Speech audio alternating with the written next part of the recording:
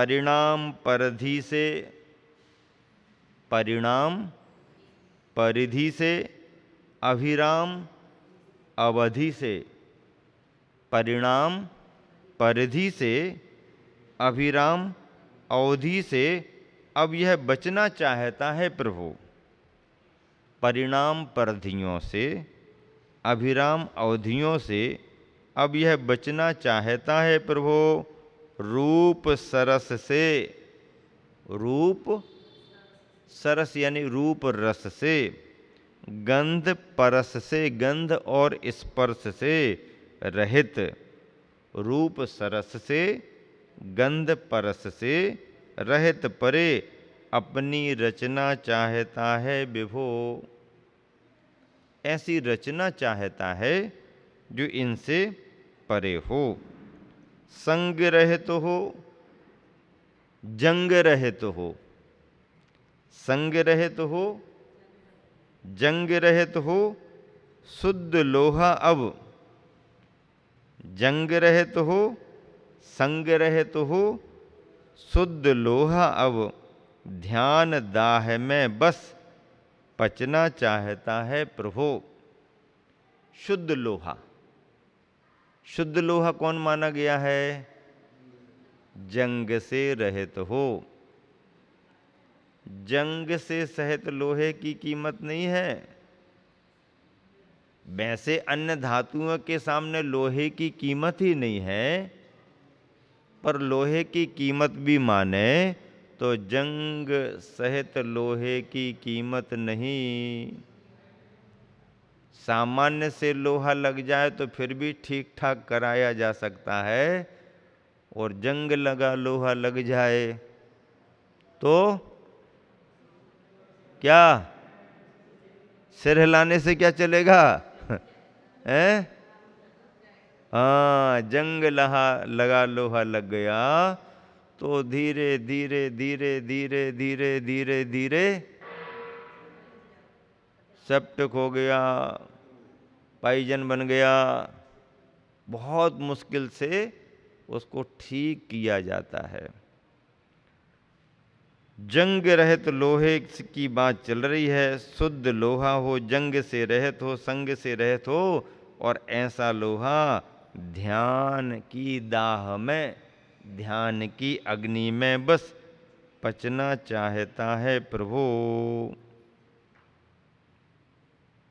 अपनी रचना चाहता है विभो। कैसी रचना चाहता है?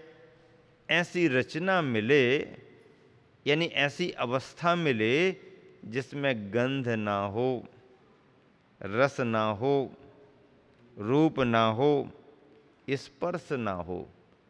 स्पर्श रस गंध वर्ण बनता पुद्गलाह। ये पुद्गल की परिणति है। स्पर्श रस गंध वर्ण पौद्गलिक हैं, तो पौद्गलिक रचना ना मिले, अमूर्त चेतनत्व, चेतना की शुद्ध अवस्था, जिसका वर्णन आचार्य प्रवर कुंद कुंद स्वामी ने शुद्ध चेतना की धारा के रूप में समय सार में किया है। समय सार में किया है। कैसा किया समय सार में? अरस अरूप मगंधम अब्बतम चेदना गुण मसद्दम जान अलिंग गहनम जीव अनिर्दिष्ट संठानम। समझ में आ रहा नहीं आ रहा? समय सार की चर्चा चल रही है। समय सार की चर्चा चल रही है। ऐसा नहीं कि तुम भजन में लगे रहो। मंदिर में बैठी चार सखियां करें विद्यासागर की बत्तियां। क्यों बत्तियां करेंगी? क्योंकि आज तो गुरुवर का नेमावर में पिछी परिवर्तन समारोह हो रहा। 3 नवंबर की तारीख है, और लाइव जिन्होंने देखा है उन्होंने उस दृश्य को भी देख लिया कि गुरुवर का आशीर्वाद युवा परिवार को मिल गया है, संस्कारित और संयमित परिवार को मिल गया है, और ये सौभाग्य मध्य प्रदेश को ही मिला, मध्य प्रदेश के गोटेगांव नगर को मिला, अभिषेक जैन परिवार को मिला। बढ़िया है। इस वर्ष 2019 की पुरानी पिच्छिका गुरुवर की उस परिवार को मिली। आज के दिन में पिच्छी परिवर्तन समारोह नैनागर में चल रहा। तो आप तो यहां पर मूक माटी बैठ करके सुन रहे हो ना, और मूक माटी में जिस शुद्धता की चर्चा गुरुवर आचार्य श्री कर रहे हैं, उसमें स्वयं कवि के रूप में अपनी भावना साधक के रूप में ऐसी प्रकट कर रहे हैं जो काव्य के पात्रों के द्वारा कहलाई जा रही हैं कि मुझे ऐसा पद मिले जिसमें रस ना हो, गंध ना हो, रूप ना हो, स्पर्श ना हो। आचार्य कुंद कुंद स्वामी ने इसी शुद्ध स्वरूप का वर्णन तो समय सार में किया है। अरस अरूप मगंधम अब्बत्तम चेदना गुण मसद्दम जान अलिंग गहनम जीव मनिर्दिष्ट संठानम। आत्मा का स्वरूप ऐसा ही है। पुद्गल की वर्गनाएं कर्म बन करके आत्म प्रदेशों में भेद गई हैं, और कर्म बंद हो जाने के कारण जीव को कथनचित मूर्त मान लिया गया है, लेकिन जीव स्वभाव से मूर्त नहीं है, स्वभाव से तो अमूर्त ही है। हम भगवान की पूजा करते हैं मंदिर में, तो क्या मान करके करते? भगवान की पूजा कर ली तो तुम्हारा क्या हुआ? एक एक भावना भाग करके अर्घ चढ़ा दिए, सामग्री चढ़ा दी। जन्म जरा मृत्यु विनाशनाय जलम, इतने से जल से जन्म जरा मृत्यु चली जाएगी क्या है? संसार ताप विनाशनाय चंदनम, अरे भैया इतना सा चंदन, और वो भी जरूरी नहीं है कि असली तुमने घिस करके चढ़ाया हो। आजकल तो चंदन में भी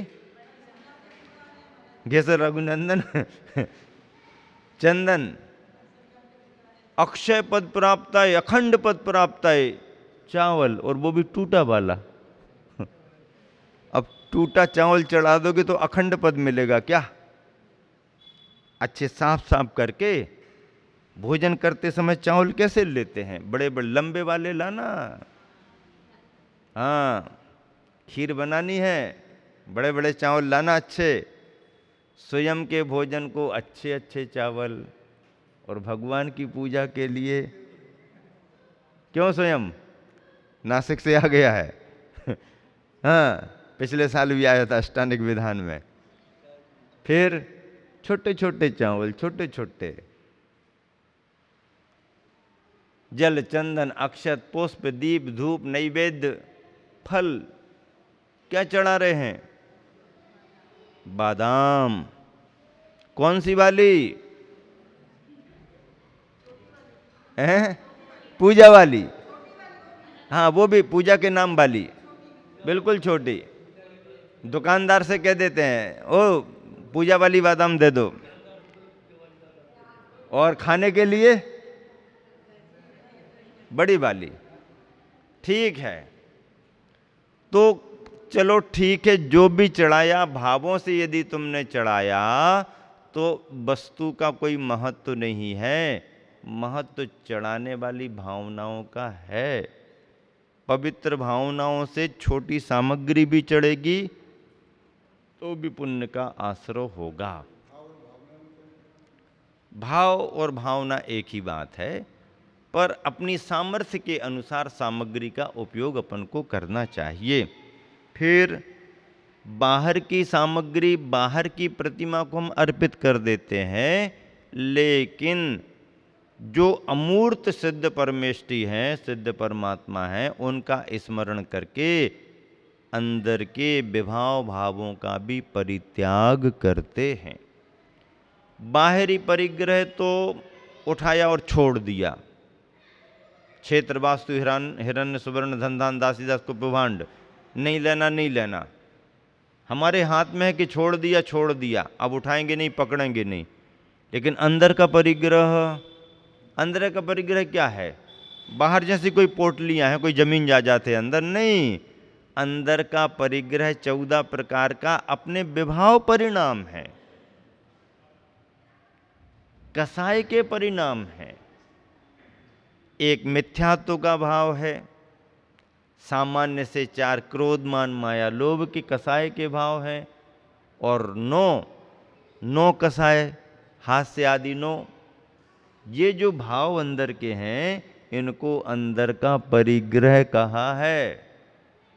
अब बाहर का तो दिख गया कि छोड़ दिया, अंदर का कैसे निकालें, कैसे अलग करें? भावना से ही, भावना में ही ग्रहण किया है, भावना से ही हम अलग कर देंगे।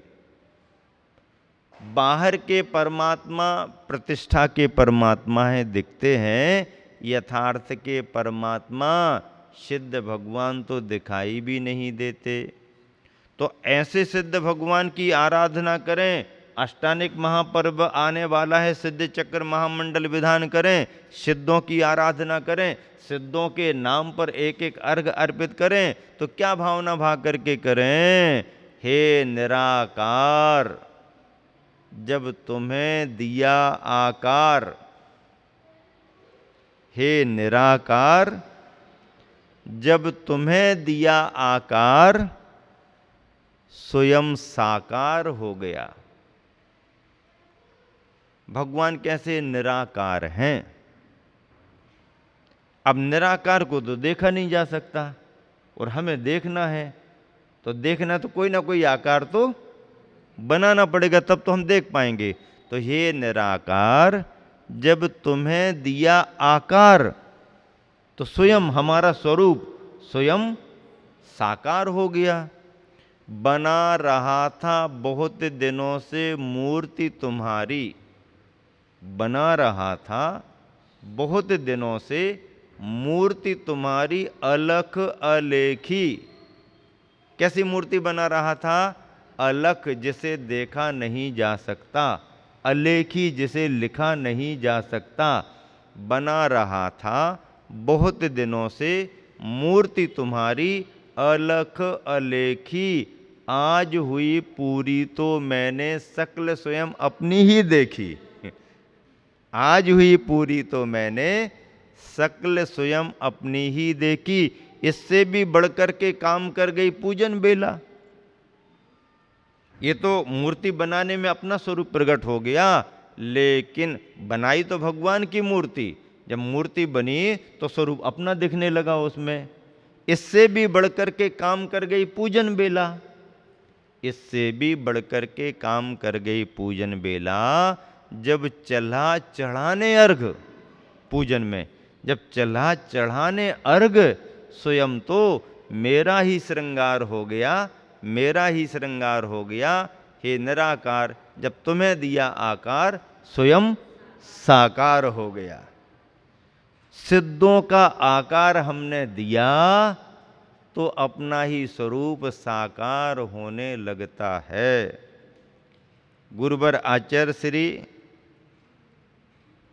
अपनी काव्य यात्रा में मूक माटी के पात्रों द्वारा जो शुद्ध तत्व को पाने की भावना भा रहे हैं, वह यहाँ स्पष्ट हो रही है। परिणाम परधि से, अभिराम अवधि से अब यह बचना चाहता है प्रभु। रूप सरस से, गंध परस से रहित परे अपनी रचना चाहता है प्रभु। संग रहित हो, जंग रहित हो, शुद्ध लोहा अब ध्यान दाह में बस पचना चाहता है प्रभु। पचना जानते क्या कहलाता है? लकड़ी जलती है, कोयला बनता है, कोयला जलता है, और कोयला जल जल करके जब पूरा पच जाता है तो राख बन जाती है।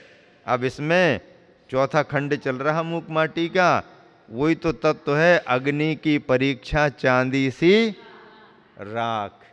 अग्नि की परीक्षा है, अग्नि कितनी तेज है, अग्नि कितनी तेज है। तेज अग्नि होगी तो लकड़ी को जला जला करके उजली उजली राख बना देगी।